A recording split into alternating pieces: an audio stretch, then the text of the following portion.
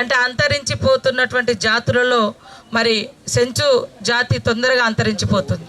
మాతో పాటు ఇవాళ మరి ఇక్కడికి వెళ్తున్నామంటే ఇక్కడ మీ జిల్లా బిడ్డనే రాష్ట్ర అధ్యక్షుడు యువసేన అధ్యక్షుడు శివసేన కూడా ఇక్కడికి రావడం జరిగింది.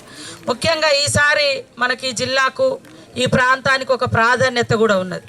మన ప్రాంత బిడ్డనే సీఎం అయిండు. సీఎం గారు ఎప్పుడు కూడా నేను నల్లమల్ల బిడ్డను అని ఎక్కడికి వెళ్ళినా గర్వంగా చెప్పుకుంటాడు. నల్లమల్ల అంటేనే గుర్తుకొచ్చేది సెంచు సమాజం. ఈ ప్రపంచంలోనే అత్యంత వెనుకబడి, తిండి లేకుండా, ఇల్లు లేకుండా, సరైనటువంటి వైద్యం లేకుండా అనేక ఇబ్బందులు పడుతున్నటువంటి సెంచు సమాజం మరి ఎప్పటి నుంచో ఉన్నారు ఇక్కడ. ఇప్పుడు వచ్చి కొత్తగా వచ్చి ఇల్లులు కట్టుకున్న వాళ్ళు కాదు, కొత్తగా ఊరు కాదు.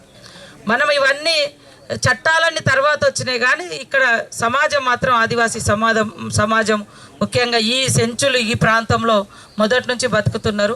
దానికోసమే ఆనాడు నెహ్రూ గారు కూడా గుర్తించి, ఇందిరమ్మ తండ్రి కానీ ఇందిరమ్మ గారు కానీ తర్వాత వచ్చినటువంటి ప్రభుత్వం కానీ గుర్తించి ఐటీడీఎల్ తీసుకొచ్చింది. ప్రత్యేక ఐటీడీఎల్ తీసుకొచ్చిందే మరి ఇంటీరియర్లో ఉన్నటువంటి ట్రైబల్స్ను డెవలప్ చేయాలి, ఉద్యోగ ఉపాధి అవకాశాలు కల్పించాలని.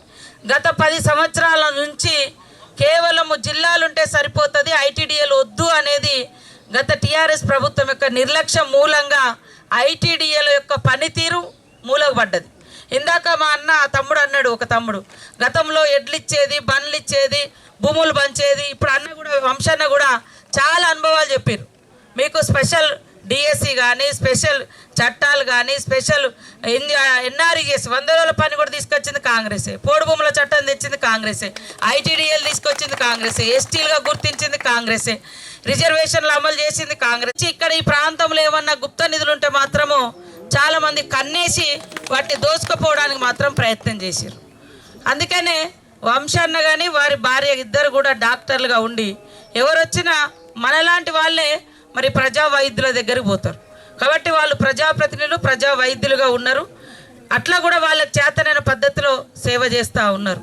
తప్పకుండా మీరు ఇచ్చినటువంటి మొన్న నా దగ్గరకు రాగానే ఏదున్నా నేను అందరు చెప్తున్నా, సరే ఇంట్లో వేరే వేరే మన సంఘాలలో కులాలలో కూడా రాజకీయ నాయకులు ఉండొచ్చు, కానీ మీరు ఒక ప్రజా సంఘాలుగా ఉండే వాళ్ళందరూ కూడా ఇక్కడ ప్రజాప్రతినిధిగా వంశాన్ని ఉన్నాడు. మిమ్మల్ని అందరినీ కూడా దగ్గర తీసుకుంటాడు.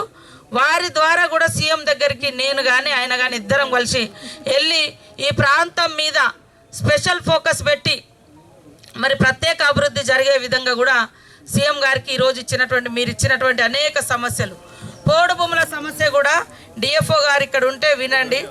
గతంలో ఏవైతే సాగులో ఉన్నాయో మీరేమో చెప్తున్నట, వాళ్ళేమో వద్దంటున్నట. కాబట్టి నిన్న మొన్న నేను ఆదిలాబాద్లో కూడా తిరిగిన, ఆసిఫాబాద్ ఆదిలాబాద్లో DFO and collector, DFO collector local ప్రజాప్రతినిధులు కూర్చొని ఎలాంటి ఇబ్బంది లేకుండా పాతది ఏమైనా ఉంటే దున్నుకోనివ్వండి, కొత్తది మాత్రం కొట్టనియద్దు. అది అందరి ఆలోచన. మీరు కూడా అమ్మ కొత్తది కొట్టద్దు. మనం అడవి కాపాడుకోవడం మూలంగా మనకే ఎంత ఉందో, అడవిలో తేనె వస్తుంది, అడవిలో పండ్లు పలసాయము రకరకాలుగా ఇప్ప పువ్వులు లేదా ఇతరత్ర కూడా చీపుర్లు అవన్నీ కూడా ఒక ఆదాయమే. వాటిని కూడా కాపాడుకుందాం. ఇప్పుడున్నటువంటి భూములను మనం సాగు చేసుకుందాం.